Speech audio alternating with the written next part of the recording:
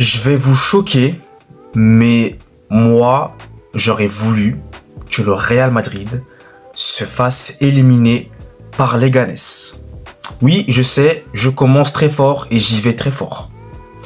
Bonjour à tous et à toutes. J'espère que vous allez très bien, que tout se passe bien pour vous. Ça fait un bon bout de temps là.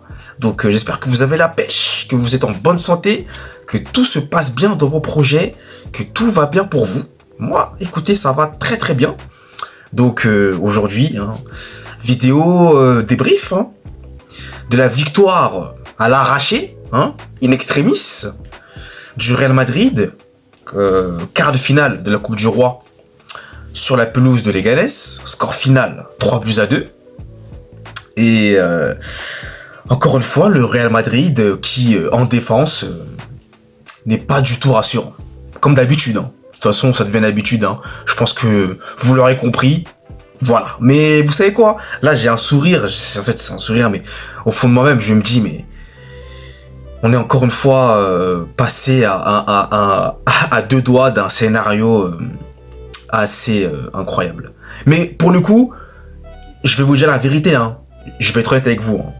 Je suis mais totalement détaché. J'étais même pas stressé.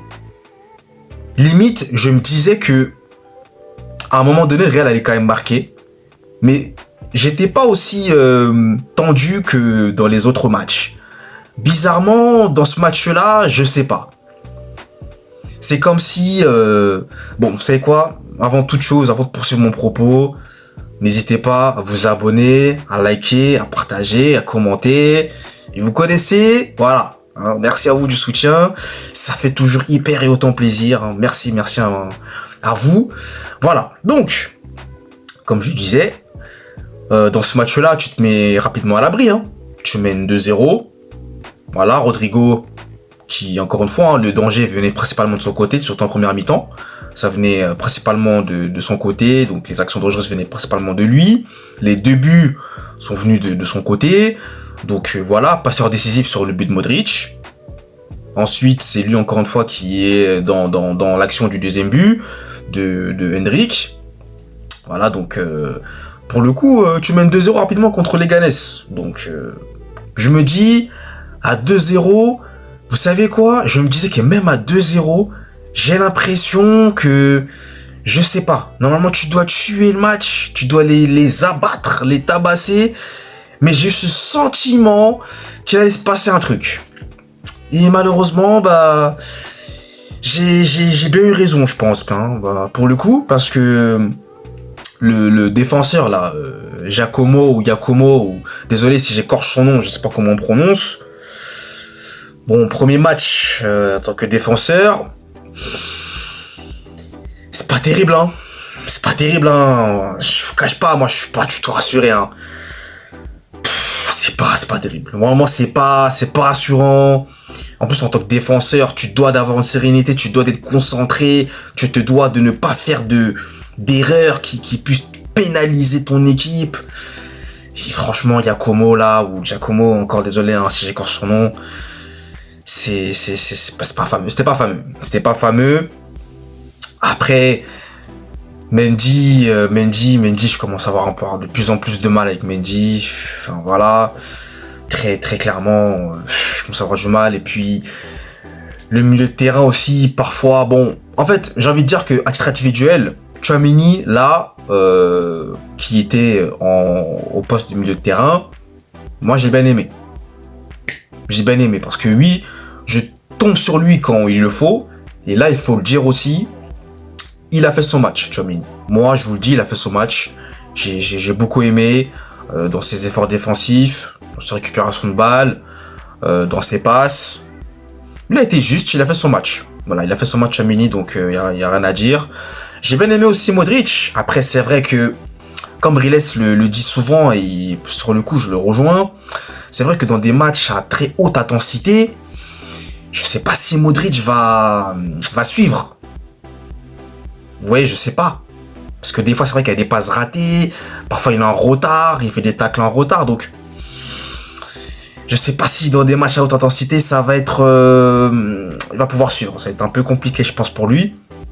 Après, en ce qui concerne Arda Güler et Hendrick, alors moi en fait là pour le coup j'ai l'impression qu'ils ne se sont pas donnés, enfin je vais plutôt le dire pour Arda Güler, ou même, mais en fait même pour les deux en réalité, j'ai cette sensation qu'ils ne se sont pas donnés à fond, je sais pas, on dirait que c'est comme si l'attitude n'était pas là, n'était pas présente.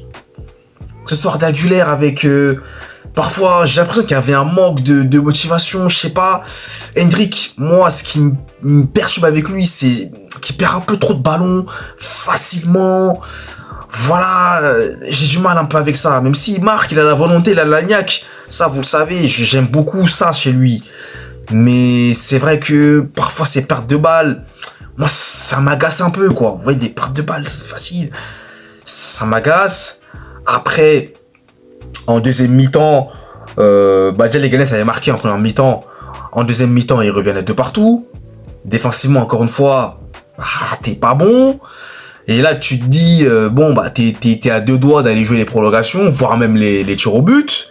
Mais finalement, t'as le jeune, là, Gonzalo. Je dis le jeune, comme s'il était largement plus jeune que moi, alors que j'ai que 23 ans, bon, nous enflammons pas. Mais Gonzalo Garcia, là, ouais, c'est ça, qui marque le but du troisième but. Déjà, merci à lui, hein, parce qu'il nous a sauvé la vie, là, pour le coup. Et surtout, il nous qualifie pour les demi-finales et il nous fait remporter cette victoire-là. Donc, merci à lui. C'est bien. Pour lui, un but très important qu'il a inscrit, grâce notamment à une passe D de Brahim Diaz qui a été très bon dans ce match. Moi, j'ai beaucoup aimé Brahim dans ce match-là. Et voilà, Gonzalo Garcia, c'est bien.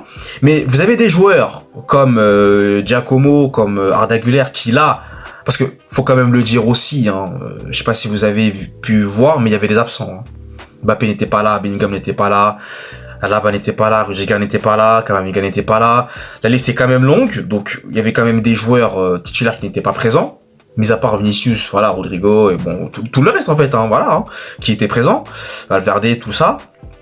Mais vous savez, des joueurs qui ne jouent pas souvent comme Arda Güler ou Hendrick doivent prouver, doivent marquer des points. Ou là même Giacomo qui lui, bon, il vient je crois que c'est son premier match, je crois avec le Real Madrid, il me semble professionnel, je sais pas si je me trompe, hein, mais il me semble que oui. Ils doivent marquer des points et j'ai pas l'impression que là ils ont marqué des points. Hein. Voilà, donc après c'est compliqué. Dans ce match-là, surtout contre Leganés, sans manquer de respect à Leganés. Mais les gars, en face c'est Leganés. C'est pas comme s'ils avaient mis le bus. Ils jouaient leur football. Donc bravo à eux déjà parce qu'ils ont remonté des buts, ils ont joué leur football. Bravo à cette équipe. Mais voilà, le Real doit largement mieux faire. Le Real doit se sécuriser. Tu ne peux pas te permettre de faire remonter par deux buts. C'est inacceptable, encore une fois. Mais bon, voilà. Carlo Ancelotti aussi, je le sens perdu. Des fois, j'ai l'impression, j'ai l'impression, sur son visage, ça se lit. On dirait qu'il est perdu. Les gars, il est perdu. Il est perdu. C'est assez incroyable. Mais bon, le Real s'en sort. Le Real s'en sort. Le Real, voilà, va en demi. Mais bon. Vous avez quand même l'Atlético à jouer samedi. Donc ça va être assez drôle de voir ce match. Ça va être marrant. Moi je pense que ça va être marrant. Parce que défensivement... Vous voyez, c'est un sourire que j'aime, mais c'est un sourire qui n'est pas de bon augure, je vous le dis. Je sais pas ça va se passer comment. Hein. Je sais pas. Je sais pas, en tout cas... collectivement parlant, bon... C'est compliqué quand même. Hein. C'est compliqué. Je sais pas si c'était pas motivé ou s'il pensait au match de l'Atlético. Je ne saurais pas vous dire. Mais je sais pas vous, hein. Qu'est-ce que vous en avez pensé, hein, mais j'ai senti un manque de motivation, je sais pas. Ouais. En tout cas, bon, on a quand même tout fait pour aller chercher la victoire, on l'a fait. Donc c'est plus important, mais on a un match très important, comme je vous le disais samedi, qui est un match déjà très primordial pour le reste de la saison. Hein. Voilà. Donc t'as un point d'écart avec l'Atlético. Vous savez ce que ça veut dire. J'ai pas besoin de vous en dire plus. Voilà. Donc écoutez, on verra comment ça va se passer tout ça, mais en tout cas, je vais m'arrêter là. Hein. Merci d'avoir suivi le débrief. Et nous, eh bien vous le savez, on se retrouve très vite pour de nouvelles vidéos. D'ici là, passez une très bonne journée. Allez, peace.